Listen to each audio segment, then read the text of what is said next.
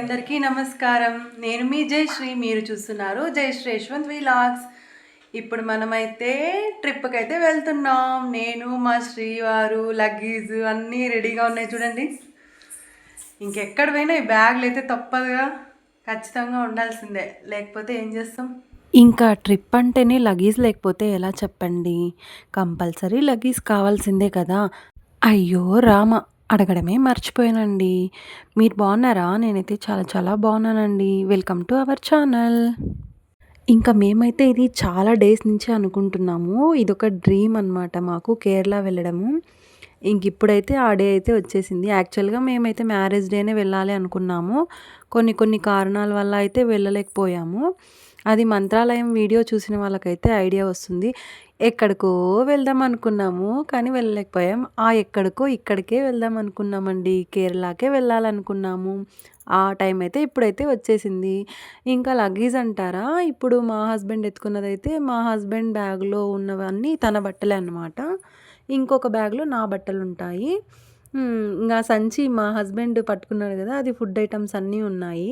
ఇంకా అదైతే కంపల్సరీ ఉండాల్సిందే ఎక్కడికెళ్ళినా గూడాను. ఇంకా వాటర్ లేకపోతే అవ్వదు గదా! నేనైతే ఫుడ్ లేకుండా అయినా ఉంటానేమో కానీ వాటర్ లేకపోతే ఉండలేనండి. అందుకే మేము ఏ ట్రిప్‌కి వెళ్ళినా 5 లీటర్స్ క్యాన్ అయితే క్యారీ చేస్తాము. ఇంకా అదైతే కంపల్సరీ తీసుకునే వెళ్తాను నేనైతే. ఇంకా మా హస్బెండ్ కూడా సరేలే ఇంక బయట వాటర్ ఏం బాగుండవు కదా అని చెప్పేసి అయితే తీసుకొని వెళ్తాము. ఇంకా ఆటో అయితే బుక్ చేసేసాము. ఇప్పుడు వెళ్ళేసి ఇంకా రైల్వే స్టేషన్‌కి అయితే వచ్చేసాము. బెంగుళూరు కాంట్‌లో అయితే మేము ఎక్కేసాము. ఫస్ట్ అయితే ఇక్కడ బెంగుళూరు కాంట్ నుంచి 4:30కి ట్రైన్ ఉందండి. అలపీకి వెళ్ళేది కేరళకి. ఇంకా అక్కడే వెయిట్ చేశామనమాట. ఇంకా మా వారికి చాలా అర్జెంట్ అనమాట. ఎక్కడికైనా వెళ్ళాలి అనుకుంటే ఒక 1 అవర్ ముందే ఉంటాడు. ఇంకా అనేది చెప్పేసి ఇంకా తన సరిగ్గా నేను కూడా రెడీ అయ్యేసి అయితే వెళ్ళిపోయాము. మా శ్రీవారికి చాలా తొందరలేండి. అయినా కూడాను తను కూడా మన మంచి కోసమే ఆలోచిస్తారు కదా! అనైతే నేనైతే థింక్ చేస్తాను. ఎందుకంటే ఇంకా బెంగుళూరులో చెప్పాల్సిన అవసరం లేదు. అంత ట్రాఫిక్ ఉంటది. ఇంకా ముందుగా వెళ్తేనేమో బెటర్ గదా! అని జెప్పేసి మేము గూడా తొందరగా అయితే రెడీ అయ్యేసి ఎళ్ళిపోతాము. ఇంకా ఊరికనే ఉన్నాం గదా! ఊరికే ఉంటామా? ఏదో గొడవ పడుతూ ఉన్నాము. ప్రేమ ఎక్కువ ఎక్కడుంటే గొడవలు గూడా అక్కడే వస్తాయిలెండి. ఇంకా అలా మాట్లాడుకుంటూ, గొడవ పడుకుంటూ అయితే ఒక 40 మినిట్స్ అయితే వెయిట్ చేశామండి. ఇంకా అంతలోపే ట్రైన్ అయితే వచ్చేసింది. నాకు మా శ్రీవారికి ఇద్దరికీ ఇష్టమేనండి. ఇలా జర్నీ చేయడం, ఇలా కొత్త ప్లేసెస్‌కి వెళ్ళి విజిట్ చేయడము. ఇలా అన్ని ప్లేసెస్ చూస్తూ, కవర్ చేసుకుంటూ ప్లస్ మెమోరీస్‌ని దాచుకోవాలని నా కోరిక.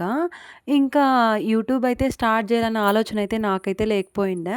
యూట్యూబ్ స్టార్ట్ చేయడం వల్ల మా హస్బెండ్ చెప్పినందువల్లనే నేనైతే స్టార్ట్ చేశాను. అందువల్లనే ఇలా మెమోరీస్‌ని దాచుకోగలుగుతున్నాను. మన వీడియో మనమే చూసుకొనైతే నవ్వుకుంటాము. అంత మెమోరీస్ ఉంటాయన్నమాట ఆ వీడియోలో. ఇంకా కేరళ అయితే దగ్గరుందా ఏంటి చెప్పండి. ఇంకా దూరమే కదా ఉంది. ఇంకా బయట తీసుకునే ఫుడ్ అయితే నాకైతే పెద్దగా ఇష్టపడనండి. ఇంట్లోనే ఏమైనా చేసుకొని వెళ్ళాలంటే ఇష్టపడతాను. వాళ్ళు నీట్‌గా చేస్తారో లేదో మనం చూస్తామా ఏంటి చెప్పండి. అందుకనే ఇంట్లోనే పొడినును తర్వాత చపాతీ, కూర అయితే చేశాను.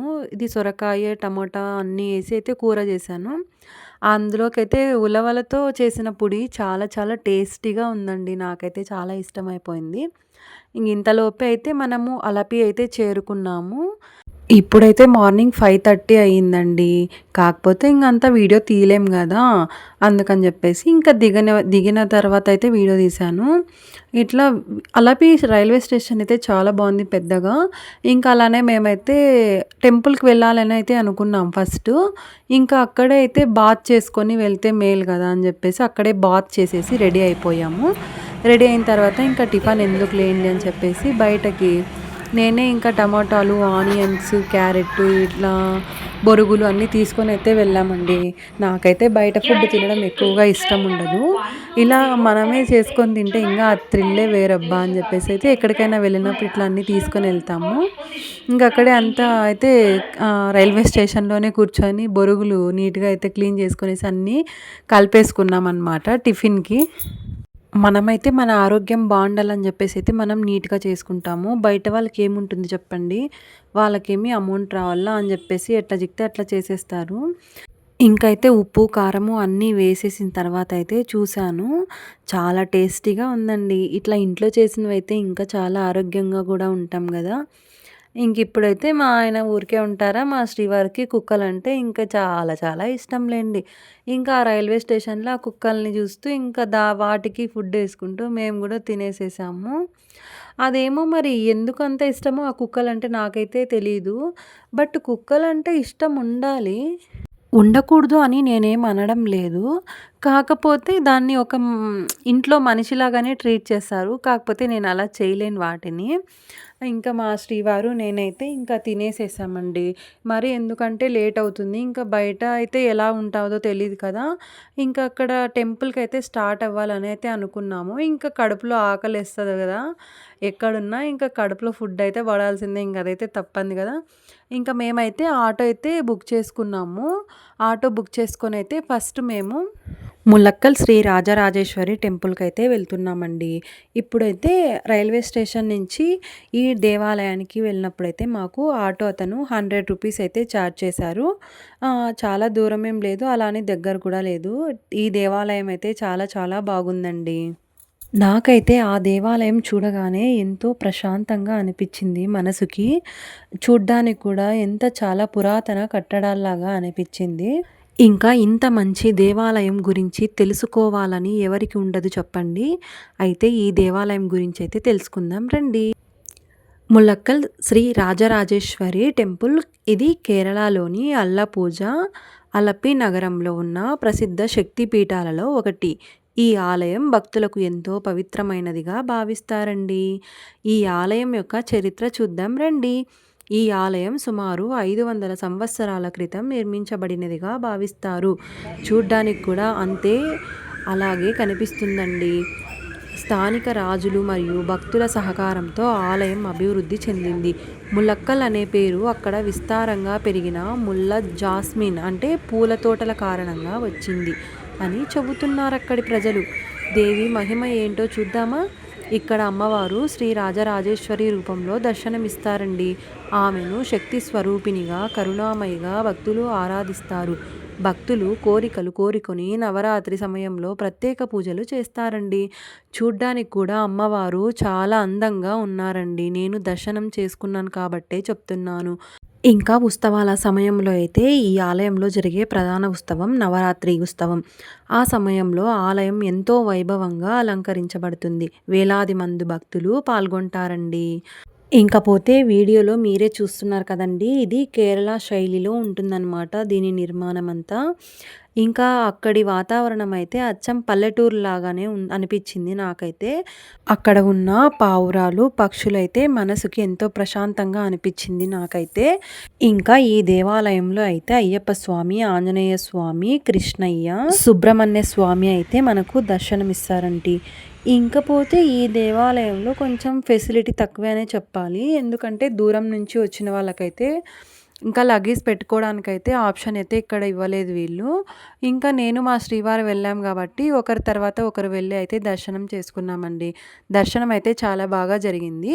ఇంకా అక్కడే దర్శనం చేసుకొని అయితే మేము అంబల్ పూజ శ్రీకృష్ణ టెంపుల్‌కైతే చేరుకున్నామండి. ఆటోలో అయితే మాకు 500 అయితే ఛార్జ్ చేశారు. ఆ దేవాలయం నుంచి ఈ దేవాలయానికి రావడానికైతే చాలా దూరమే ఉంది. ఇంక అందుకనే ఎక్కువైతే ఛార్జ్ చేశారు. ఈ దేవాలయం చూసినప్పుడు కూడాను నాకైతే మనసుకి ఎంతో ప్రశాంతంగా అనిపిచ్చింది. ఇంక ఎందుకు ఆలస్యం? మీరు కూడా మాతో పాటు వచ్చేయండి. అందరం కలిసి దర్శనం చేసుకుందాం. ఇకపోతే అంబల్ పూజ శ్రీకృష్ణ ఆలయం కేరళ రాష్ట్రంలోని అల్లపూజ జిల్లాలో ఉన్న ప్రసిద్ధ హిందూ దేవాలయం. ఈ ఆలయం ప్రధానంగా శ్రీకృష్ణుడికి అంకితమై ఉంది. కేరళలో అత్యంత పవిత్రమైన కృష్ణ క్షేత్రాలలో ఇది ఒకటిగా భావిస్తున్నారండి. ఇకపోతే ఇది దేవాలయం స్థాపన గురించైతే తెలుసుకుందాం రండి. ఈ దేవాలయాన్ని సుమారు 15వ శతాబ్దంలో కసేరు రాజవంశానికి చెందిన రాజా చంపకసేరు పురడం తిరునాల్ దేవనారాయణ్ నిర్మించినట్టు చెబుతారు. ఆలయ నిర్మాణ శైలి సాంప్రదాయ కేరళ వాస్తుశిల్పాన్ని ప్రతిబింబిస్తుందండి. ఎందుకంటే ఇది కేరళలోనే ఉంది కదండీ! అందుకనే అలా ప్రతిబింబిస్తుందన్నమాట. ఇంకా ఇక్కడైతే మా శ్రీవారైతే ఇక్కడ పాల పాయసం అని చాలా ఫేమస్ అండి. ఇంక అక్కడ వెయిట్ చేసాము. కానీ మార్నింగే వెళ్ళాల్సింది. మేము వెళ్ళేపాటికి కొద్దిగా లేట్ అయిపోయింది. అప్పటికే ఇంకా క్లోజ్ అయితే అయిపోయింది. చాలా చాలా టేస్టీగా ఉంటదంట అక్కడ. కాకపోతే ఏం చేద్దాం మాకైతే ఇంకా ఆ ప్రాప్తం లేదనే అనుకున్నాము. ఇంకా ఈ దేవాలయం యొక్క ప్రత్యేకత ఏంటో చూద్దాం రండి. ఇక్కడ శ్రీకృష్ణుడు పార్థసారథి రూపంలో అంటే అర్జునునికి రథసారథిగా దర్శనమిస్తాడంటండి. ఆలయంలో ప్రతిరోజు ప్రసిద్ధమైన అంబల పూజ, పాల పాయసం అదేనండి ఇప్పటిదాకా నేను చెప్పాను గదా! అదే అన్నమాట. ఇక్కడ నైవేద్యంగా సమర్పిస్తారు. ఈ పాయసం ఎంతో రుచికరంగా ఉండి భక్తులు ఎంతో విశ్వాసంతో స్వీకరిస్తారు. చెస్ కథ ఒకటుందండోయ్ ఇక్కడ ఇంకా. అదేదో ఇప్పుడైతే చూద్దాం రండి. ఈ ఆలయానికి సంబంధించిన ఒక ప్రసిద్ధ కథ అయితే ఉంది. ఒకసారి శ్రీకృష్ణుడు వేషం మార్చుకుని రాజుతో చెస్ ఆడాడని, గెలిచిన తర్వాత ప్రతి చతురస్రంలో గింజలు రెట్టింపు చేయాలని కోరాడని చెబుతారు. చివరకు ఆ గింజల సంఖ్య అపారంగా పెరిగి రాజు ఆశ్చర్యపోయాడని ఈ పురాణం చెబుతుంది. ఆ తర్వాత రాజు ఆలయాన్ని నిర్మించి ప్రతిరోజు పాయసం సమర్పించాలనే ప్రతిజ్ఞ చేశాడని విశ్వసిస్తారు ఇక్కడి ప్రజలు. ఈ దేవాలయంలో ఉత్సవాలైతే వార్షికోత్సవం, గోకులాష్టమి, జన్మాష్టమి వేడుకలు విశేషంగా నిర్వహిస్తారండి. ఇంకా ఇక్కడైతే ఈ టెంపుల్ కొద్దిగా ఫ్రంట్ సైడ్ వచ్చి ఇలా అయితే ఉందన్నమాట. మాకైతే కొద్దిగా చూస్తే భయమేసింది. నాకైతే ఏం భయం కాలేదనుకోండి. మా శ్రీవారైతే కొద్దిగా భయపడ్డాడు. ఏదో చేతబడులేలాగా ఉన్నాయే, ఎందుకు మనకి ఇక్కడ దాకా వద్దురా వచ్చేయని అన్నారు. వీడియో చూసారు కదండి. నచ్చితే ఒక లైక్, షేర్, సబ్స్క్రైబ్ చేసుకోవడం మర్చిపోకండి. మరో వీడియోతో మీ ముందుకు వస్తానండి. Bye bye.